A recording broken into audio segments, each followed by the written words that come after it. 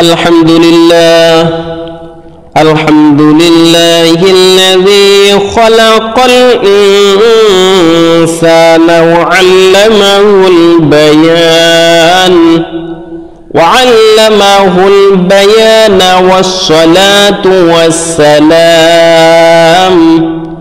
والصلاة والسلام على رسوله الذي أنار سبل العلم والعرفان سيدنا محمد خير الأنام وعلى آله وأصحابه أجمعين. أما بعد، فأعوذ بالله من الشيطان الرجيم. بسم الله الرحمن الرحيم. فصل لربك وانحر إلى آخر الآية. صدقت يا رب العالمين. প্রশংসা এবং তারিফ ওই আল্লাহ সুবহানাহু ওয়া তাআলা, যিনি আমাদের সকলকে সুস্থ রেখে ভালো রেখে তার ঘরে বসার তৌফিক দান করেছেন। আমরা সকলে ওই রবের প্রতি, আল্লাহ সুবহানাহু ওয়া তাআলার প্রতি লক্ষ কোটি প্রশংসা করি, সকলে বলি আলহামদুলিল্লাহ। তারপরে জানাই মানবতার শিক্ষক, মানবতার শ্রেষ্ঠ নায়ক, মানবতার দূত, আরবের জাতি, মদিনার বাতি, ওই মহান মানবের প্রতি আমরা সকলে দরুদের নাজরানা পেশ করি, সকলে বলি সাল্লাল্লাহু আলাইহি ওয়াসাল্লাম। আজকে আমি আলোচনা করব কুরবানির ইতিহাস নিয়ে। আসলে কুরবানিটা আসলো কোথা থেকে, চলেন আমরা একটু শুনে আসি। আমরা তো কুরবানির বিষয় সচরাচর জানি, কিন্তু কুরবানিটা আসলেই আসলো কোথা থেকে সে বিষয়ে আমরা সকলে সচরাচর সবাই জানি না। এজন্য আমি আজকে বিষয়টি নির্ধারণ করলাম। আল্লাহ সুবহানাহু ওয়া তাআলা পবিত্র কালামুল্লাহ শরীফে 30 পারায় 108 নম্বর সূরা কাউসারের 2 নম্বর আয়াতে বলছেন, ফাসাল্লি লিরাব্বিকা ওয়ানহার। সুতরাং তুমি তোমার প্রতিপালকের উদ্দেশ্যে সালাত আদায় করো এবং কুরবানি করো। এই কুরবানির আসল উদ্দেশ্যটা কি আসলে একটু জানি। কুরবানি শব্দটি ফার্সি শব্দ, এর অর্থ হচ্ছে আল্লাহর সন্তুষ্টি করা। এর উর্দু শব্দ হচ্ছে কুরবান, অর্থাৎ ত্যাগ, তিতিক্ষা দেওয়া, ত্যাগ করা। কুরবানি শব্দটির আরবি শব্দ হচ্ছে কুরবাতুন, এর অর্থ নিকটবর্তী হওয়া, কাছাকাছি হওয়া। এই কুরবাতুন শব্দটি আরবি শব্দ, কুরবানি শব্দটি ফার্সি শব্দ, আর উর্দু শব্দতে বলা হয় কুরবান। অর্থাৎ যাই হোক না কেন, মেন উদ্দেশ্য থাকবে উদিয়া করা। উদিয়া বলতে কি? উদিয়া বলতে আল্লাহ সুবহানাহু ওয়া তাআলার সন্তুষ্টি অর্জন করা। আল্লাহর সন্তুষ্টি অর্জন করার নামই কুরবানি। এই কুরবানির প্রচলন হয় কিভাবে? কুরবানি শুরু হয়েছিল হযরত আদম আলাইহিস সালাতু ওয়াস সালাম থেকে। আপনারা অবাক হচ্ছেন, তাই না? হ্যাঁ, আদম আলাইহিস সালাতু ওয়াস সালাম থেকে কুরবানি শুরু হয়েছিল। কিভাবে? হযরত আদম আলাইহিস সালাতু ওয়াস সালাম তার সময়কালে তার সন্তান হতো জোড়ায় জোড়ায়। আমরা সকলে জানি সেই ঘটনা। তার সন্তান হতো জোড়ায় জোড়ায় হযরত আদম আলাইহিস সালাতু ওয়াস সালামের। শুধুমাত্র একমাত্র শীশ আলাইহিস সালাম ছিল ব্যতিক্রম, সে কথা ভিন্ন হয়। তো আদম আলাইহিস সালামের সন্তান হতো জোড়ায় জোড়ায়। আমরা সকলে জানি মাশহুর নামে যে 2 সন্তানকে আমরা জানি, কে? হাবিল এবং কাবিল। এই হাবিলের সাথে জন্মগ্রহণ করেছিল তার বোন, আর কাবিলের সাথে জন্মগ্রহণ করেছিল তার এক বোন। অর্থাৎ হাবিলের সাথে যে জন্মগ্রহণ করেছিল তার নাম ছিল লিওজা, আর কাবিলের সাথে যে জন্মগ্রহণ করেছিল তার নাম ছিল আকলিমা। এই হিসাবে কাবিলের সাথে বিয়ে হবে হাবিলের বোনের সাথে, অর্থাৎ লিওজার সাথে, আর হাবিলের সাথে বিয়ে হবে কার? আকলিমার সাথে। তো কাবিল এটা মেনে নেয়নি, বলছে না, আমি আমার নিজের বোনের সাথে বিয়ে করব। কেন? আকলিমা ছিল খুব সুন্দর, অর্থাৎ যা কাবিলের সাথে জন্মগ্রহণ করেছিল। লিওজা ছিল সবই আল্লাহ সুবহানাহু ওয়া তাআলা সুন্দর বানিয়েছে, কিন্তু ততটা সুন্দর ছিল না। এজন্য কাবিল বলল, না, আমি আমার নিজের বোনকেই বিয়ে করব, আমি হাবিলের বোনকে বিয়ে করব না, অর্থাৎ লিওজার সাথে বিয়ে করব না। এটা তার পিতাকে জানালো যে আমি আমার নিজের বোন আকলিমার সাথে বিয়ে করবো, আমি কাবিলের বোনের সাথে, বা আমি আমার ওই ভাইয়ের বোনের সাথে বিয়ে করব না। আদম আলাইহিস সালাম তো অবাক হয়ে গেলেন, তুমি করো কি? আল্লাহ সুবহানাহু ওয়া তাআলা নির্দেশ ব্যতিক্রম তুমি কাজ করছো, এটা চলবে না। আদম আলাইহিস সালাম যখন বললেন, কাবিল তা মানলো না। আদম আলাইহিস সালাম বললেন, দেখো ও আমার সন্তানেরা, তোমরা দেখো আল্লাহ সুবহানাহু ওয়া তাআলার রাস্তায় কুরবানি করো। কি কুরবানি করবে? আল্লাহ সুবহানাহু ওয়া তাআলার তখনকার সময় ছিল আল্লাহ রাব্বুল আলামিনের উদ্দেশ্য যাই দেবে তাই কুরবানি করা, নিজের জিনিস যেটাই দেবে আল্লাহ সুবহানাহু ওয়া তাআলার উদ্দেশ্য, সেটার নামই ছিল কুরবানি করা। তো আদম আলাইহিস সালাম বলল, ও আমার সন্তানেরা, তোমরা আল্লাহর রাস্তায় কুরবানি করো। তো আদম, যেহেতু কাবিল ছিল চাষী আর হাবিল ছিল পশু দেখভাল করনেওয়ালা, অর্থাৎ তিনি পশু পালতো, ঠিক আছে, হাবিল, আর কাবিল ছিল একজন চাষী। সেই হিসেবে হাবিল বলল, আল্লাহ সুবহানাহু ওয়া তাআলার রাস্তায় আমি একটি পশু কুরবান করে আমি আল্লাহ সুবহানাহু ওয়া তাআলার রাস্তায় দিয়ে দেব। কিন্তু কাবিল বলল, ঠিক আছে, তাহলে আমি আল্লাহ সুবহানাহু ওয়া তাআলার রাস্তায় আমিও চাষের ফল ফলাদি দিয়ে দেব। আদম আলাইহিস সালাম বললেন, তোমাদের কুরবানি কবুল হবে এটা তোমরা কিভাবে জানবে? আদম আলাইহিস সালামের কথা শুনে ছেলেরা একটু অবাক হয়ে গেলেন। তো আদম আলাইহিস সালাম যখন বললেন, হাবিল এবং কাবিল দুই ভাই বলল, বিশেষ করে কাবিল বলল যে, ও আমার পিতা, কিভাবে বুঝবো? আদম আলাইহিস সালাম বললেন, তোমরা যখন একটি পাহাড়ের উঁচু স্থলে তোমরা কুরবানি, ওই নিজের প্রয়োজনীয় জিনিস, যেটা নিজের জিনিস আল্লাহ সুবহানাহু ওয়া তাআলার রাস্তায় কুরবানি করছো, সেটা সেখানে দিয়ে আসবে উঁচু পাহাড়ে দিয়ে, সে আল্লাহ সুবহানাহু ওয়া তাআলা একটি আগুন দিয়ে ঝলসিয়ে আবার আগুনটা উপর দিকে উঠে যাবে, তাহলে মনে করবে তার কুরবানিটাই কবুল হয়েছে। এখন হাবিল কি করলো? তার সব থেকে পশু পালন, যেহেতু সে পশু পালন করতো, হাবিল পশুদের মধ্যে সব থেকে উৎকৃষ্ট পশু, সবচেয়ে ভালো পশুটা সে নিয়ে জবাই করলো, জবাই করে সেখানে রাখলো। কিন্তু কাবিল কি করলো? চাষের মধ্যে সবচেয়ে নিকৃষ্ট ফল ফলাদি নিয়ে সেখানে রেখে দিয়ে আসলো। তো হাবিল যখন দিয়ে আসলো, কাবিল এবারে দিয়ে আসলো, আল্লাহ সুবহানাহু ওয়া তাআলা তখন কাবিলের ওই গোশতটা পুড়িয়ে ভস্ম করে দিল, অর্থাৎ পুড়িয়ে ভস্ম করে দিল, আর কাবিলের এটা কিছুই হলো না। অন্য বর্ণনায় পাওয়া যায় হাবিল জ্যান্ত পশুটা দিয়ে আসলো, আর কাবিলও নিজের চাষের ফল ফলাদি অর্থাৎ সামানপত্র দিয়ে আসলো, সেখানে দিয়ে আসলো। এই বর্ণনাটা ইখতিলাফ বিহীন, অনেকে বলেছে সহিহ। তো হাবিল কি করলো? ওই পশুটা দিয়ে আসলো, আর পশুটা আল্লাহ সুবহানাহু ওয়া তাআলা তুলে নিলেন। এটা একটি বর্ণনা, আরেকটি রিওয়ায়াতে পাওয়া যায় এটা। আর এই পশুটা হযরত ইসমাঈল আলাইহিস সালামের জায়গায় রেখে দেওয়া হয়েছিল, আর এই পশুটাই কুরবান করা হয়েছিল। খায়র, এরপরে যখন হাবিলের কুরবানিটা কবুল হলো, কাবিলের কুরবানিটা কবুল হলো না, তখন কাবিল বলল, এটা আমি মানতে বাধ্য নই, আমি নিশ্চয়ই তোমাকে হত্যা করব এবং আমি আমার নিজের বোনকে বিয়ে করব।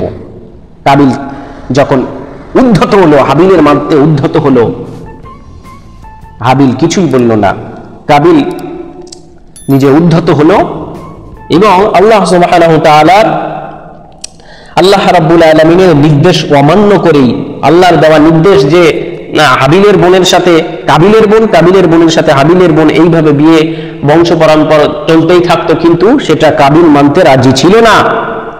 কাবিল মানতে রাজি ছিল না, এই কারণে কাবিল নিজের ভাই হাবিলকে হত্যা করে দিল। হত্যা করার পরে সে কাঁধে নিয়ে, নিজের ভাইকে কাঁধে নিয়ে সে চলতে শুরু করলো। এমত অবস্থায় একটি কাক দেখতে পেল, সে কাকটা মাটিতে কিছু মাটি খুঁড়ে, কাকটা কিছুটা মাটি খুঁড়ছিল। তার আগে একটু কথা, ওই দুটো কাকটা যখন মাটি খুঁড়ছিল, তার আগে কাবিল দেখলো যে দুটো কাক ঝগড়া করতে করতে একটি কাক মারা গিয়েছে। এরপরে ওই কাকটি মাটি খুঁড়ছিল, মাটি খুঁড়তে খুঁড়তে ওই কাকটির মাটিতে দিয়ে দিল, দিয়ে মাটিটা চাপা দিল। কাবিল এবারে আফসোস করলো যে হায়, এইটুকু সামান্য বুদ্ধি আমার নেই যে এই লাশটি নিয়ে এই মাটিতে দাফন করতে হয়। খায়ের, তো এরপর বললে সূরা হজে এটি রয়েছে আরেকটি মাশহুর, যেটা আমরা পাই যে প্রত্যেক নবী আলাইহিস সালাতু ওয়াস সালাম কিন্তু কুরবানি দিয়েছিলেন। বিশেষ করে মাশহুর রয়েছে ইব্রাহিম আলাইহিস সালাতু ওয়াস সালামের কুরবানি। কি? হযরত ইব্রাহিম আলাইহিস সালাতু ওয়াস সালাম 86 বছর বয়সে ইসমাঈল আলাইহিস সালাতু ওয়াস সালামকে পেলেন। যে ইসমাঈল আলাইহিস সালাতু ওয়াস সালাম জন্মগ্রহণ করেছিলেন 86 বছর বয়সে। এর আগেও বহু ঘটনা রয়েছে, আপনারা জানেন। ইব্রাহিম আলাইহিস সালাতু ওয়াস সালামের যখন 99 বছর বয়স, তিনি জিলহজ মাসের 8 তারিখে মহান আল্লাহর পক্ষ থেকে একটি স্বপ্ন দেখলেন। কে? ইব্রাহিম আলাইহিস সালাতু ওয়াস সালাম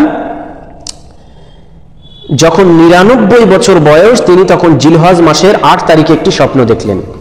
মহান আল্লাহর পক্ষ থেকে স্বপ্ন না শয়তানের পক্ষ থেকে স্বপ্ন, তিনি ভেবে উঠতে পারলেন না। কি স্বপ্ন দেখলেন?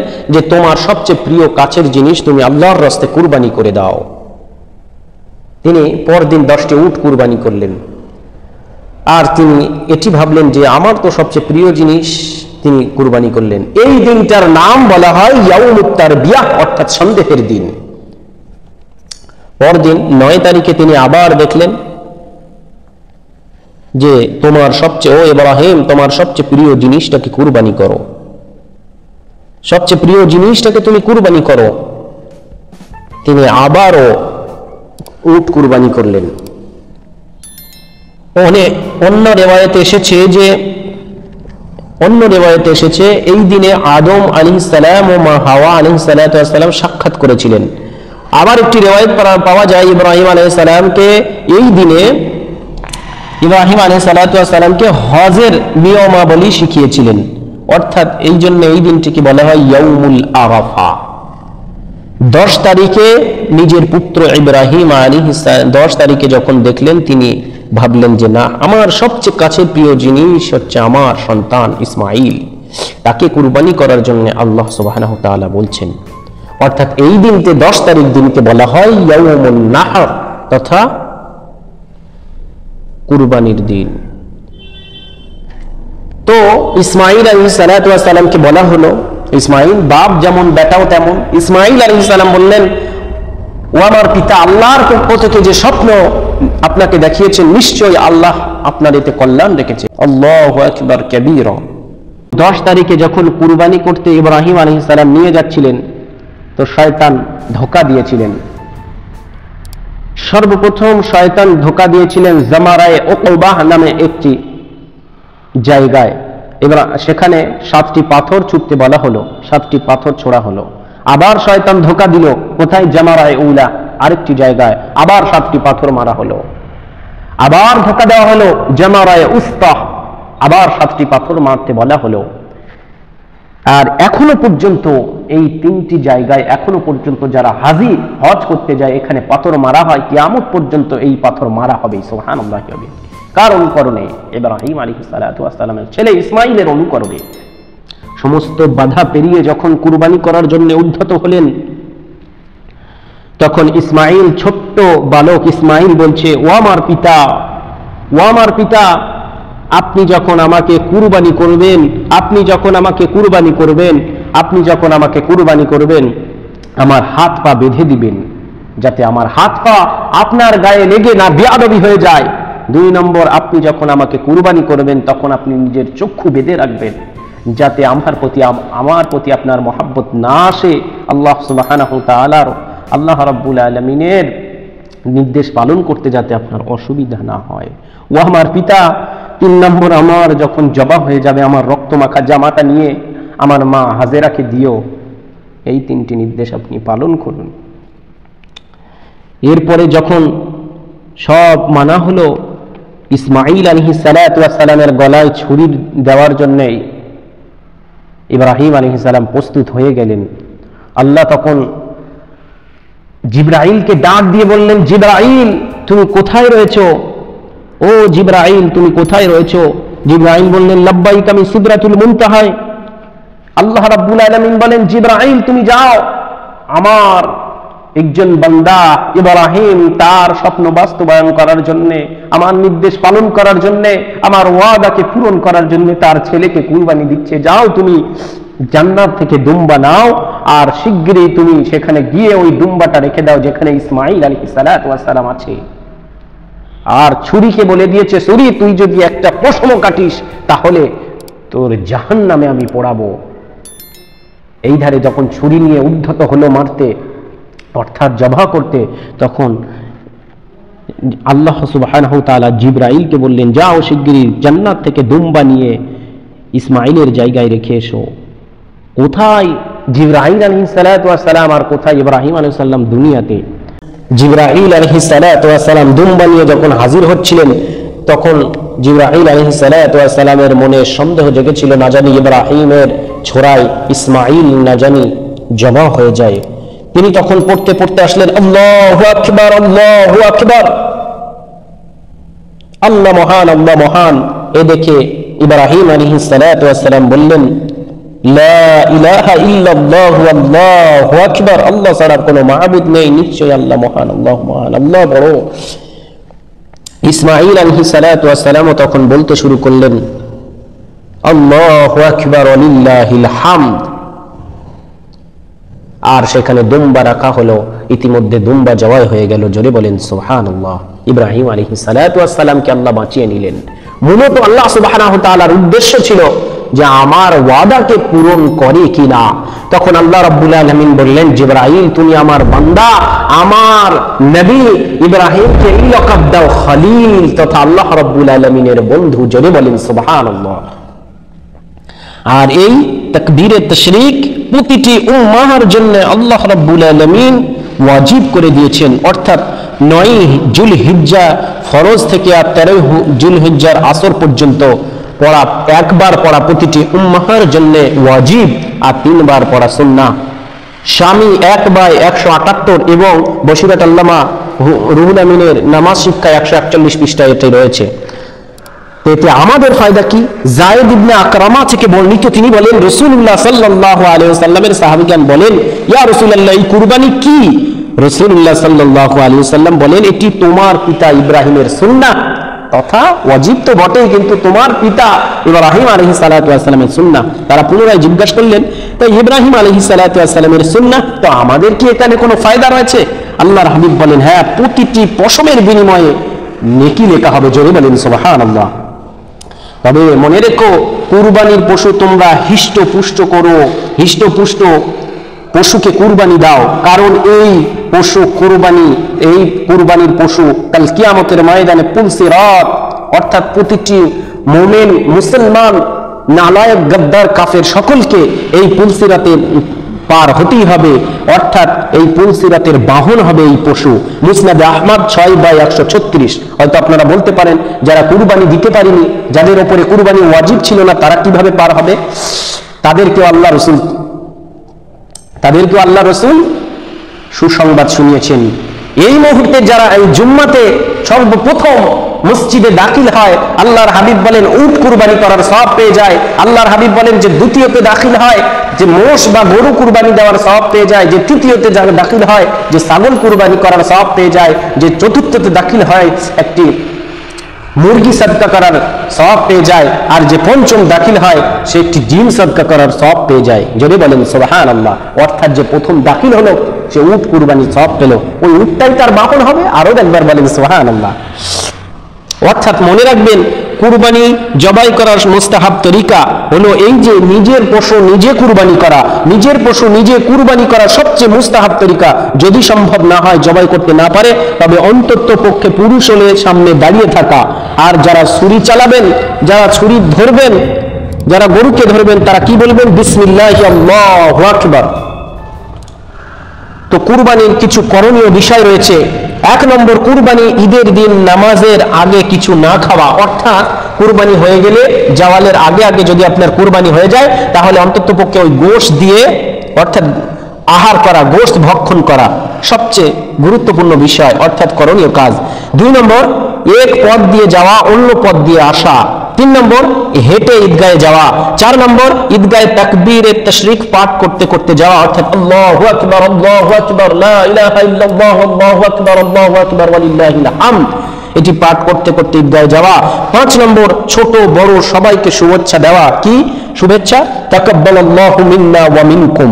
বর্জনীয় কিছু কাজ, ওই দিনে রোজা না রাখা 1 নম্বর। নাম্বার 2, জামা কাপড় ও শেরওয়ানি নিয়ে মাথামাতি করা। নাম্বার 3, গান বাজনা ইত্যাদি করা ওই দিনে। নাম্বার 4, ইত্যাদি করা থেকে সম্পূর্ণ বিরত থাকা। নাম্বার 4, কুরবানির চামড়া বিক্রি করে ওই টাকা নিজের ফায়দা নেওয়া থেকে সম্পূর্ণভাবে বিরত থাকা। 5 নম্বর, হই হুল্লাসে মেতে থাকা, এটা থেকেও সম্পূর্ণ বিরত থাকা। এই 5টি কাজ খবরদার আপনারা বর্জন করবেন। আর উপরে যে 5টি করণীয় বিষয় বলেছিলাম অবশ্যই পালন করার চেষ্টা করবেন। আর আরেকটি গুরুত্বপূর্ণ মাসালা সকলের প্রশ্ন করে, ফাতোয়া আলমগীরি 5/309 কি রয়েছে? কুরবানির গোশত 3 ভাগ করা, 1 ভাগ নিজের রাখা, 2 নম্বর 2 ভাগ অর্থাৎ দ্বিতীয় নম্বর ভাগ আত্মীয় স্বজন এবং বন্ধু বান্ধবদের জন্য রাখা, বন্ধু বান্ধবদের বিতরণ করা। নাম্বার 3 গরিব মিসকিনের জন্য দেওয়া। কোথায় রয়েছে? ফাতোয়া আলমগীরি 5/300। আল্লাহ রাব্বুল আলামিন আমাদের সকলকে করণীয় এবং বর্জনীয় কাজগুলো ভালোভাবে মানার তৌফিক দান করুন এবং বর্জনীয় কাজ থেকে আমাদেরকে হেফাজত করুন। আল্লাহ রাব্বুল আলামিন আমাদের সকলের কুরবানি কবুল করুন। হাযা মা ইনদি ওয়াল ইলমু ইনদাল্লাহ ওয়া আখির দাওয়ানা আনিল হামদুলিল্লাহি রাব্বিল আলামিন।